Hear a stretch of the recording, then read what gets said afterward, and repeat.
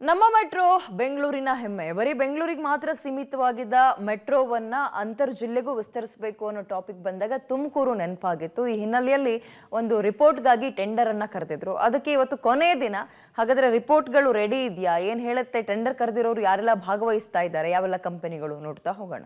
Bengaluru to Tumakuru metro ಯೋಜನೆಯ ಕನಸಿಗೆ ಕ್ಷಣಗಣನೆ. ಇಂದು ಕಾರ್ಯಸಾಧ್ಯತೆಯ ಟೆಂಡರ್ ಸಲ್ಲಿಕೆಗೆ ಅಂತಿಮ ದಿನ. ಟೆಂಡರ್ ಪ್ರಕ್ರಿಯೆ ಮುಗಿದ್ರೂ ಟೆಂಡರ್ ಫೈನಲ್ಗೆ ಬೇಕು 4 ತಿಂಗಳು. ಬೆಂಗಳೂರು ಟು ತುಮಕೂರು ನಮ್ಮ ಮೆಟ್ರೋ ಯೋಜನೆ ಕನಸು ನನಸಾಗುವ ಸಾಧ್ಯತೆ ಹೆಚ್ಚಾಗಿದೆ.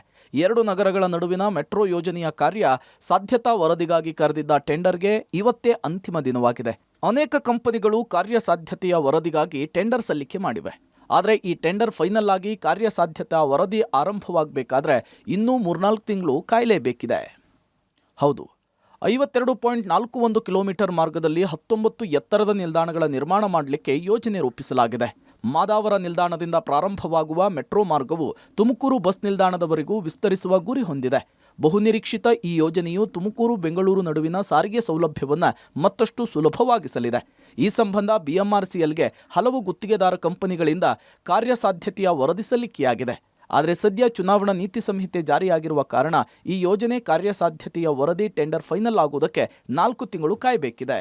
ಇವಾಗ ನಿಮಗೆ ಗೊತ್ತಿರೋ ಹಾಗೆ ನಾವು we have already called for a feasibility study. Tender ಕರೆದಿದ್ದೀವಿ. ಅದಿನ್ನ ಲಾಸ್ಟ್ ಡೇಟು ಐ ಥಿಂಕ್ ಸೇಲ್ಗಿರೋದು 1 ಏಪ್ರಿಲ್ ತನಕ.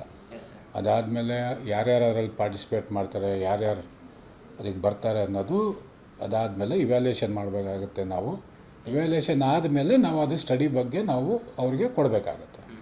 ಟೆಂಡರ್ ಪ್ರಕ್ರಿಯೆ ಮುಗಿದ ಕೂಡಲೇ ಟೆಂಡರ್ ಫೈನಲ್ ಆಗಬೇಕಿತ್ತು. ಟೆಂಡರ್ ಫೈನಲ್ ಆಗಬೇಕಾದ್ರೆ ರಾಜ್ಯ ಸರ್ಕಾರ ಇದನ್ನು ಪರಿಶೀಲನೆ ಮಾಡಿ ಟೆಂಡರ್ ಅಂತಿಮಗೊಳಿಸಬೇಕಿತ್ತು. ಆದರೆ ಸದ್ಯ ಲೋಕಸಭಾ ಚುನಾವಣೆಯ ಹಿನ್ನೆಲೆಯಲ್ಲಿ ನೀತಿ ಸಂಹಿತೆ ಜೂನ್ ಮೊದಲ ವಾರದವರೆಗೂ ಕೂಡ ಜಾರಿಯಲ್ಲಿರುವ ಕಾರಣ ಅಲ್ಲಿ ತನಕ ಟೆಂಡರ್ ಅಂತಿಮಗೊಳಿಸಲಿಕ್ಕೆ ಸಾಧ್ಯತೆ ಇಲ್ಲ.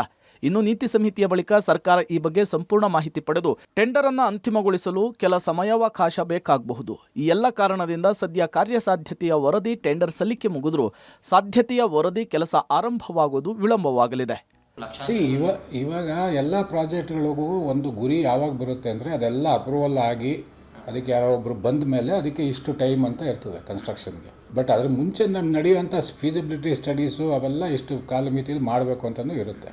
ಅದು ಬಂದ ಮೇಲೆ ಅದರದ್ದು ಆಗು ಹೋಗುಗಳು, ಇದು ಸಾಧ್ಯವಿದೆಯಾ, ಫೀಸಿಬಿಲಿಟಿಲಿ ಈಸ್ ಇಟ್ ಫೀಸಿಬಲ್ ಅಂದರೆ ಇದರಿಂದ ನಾವು ಮಾಡ್ಬೋದಾ ಅನ್ನೋದೆಲ್ಲ ಬರುತ್ತೆ ಅದರಲ್ಲಿ. ಆ ಸ್ಟಡೀಸ್ಗೋಸ್ಕರ ನಾವು ಟೆಂಡರ್ ಕರೆದಿರೋದು. ಒಟ್ಟಾರೆ ಇವತ್ತು ವರದಿ ಸಲ್ಲಿಕೆಯಾದರೂ ಕೂಡ ಕೆಲಸ ಆರಂಭವಾಗಬೇಕಾದ್ರೆ ಇನ್ನೂ ಕೆಲ ತಿಂಗಳು ಕಾಯಲೇಬೇಕು. Raghu, public TV, Bengaluru.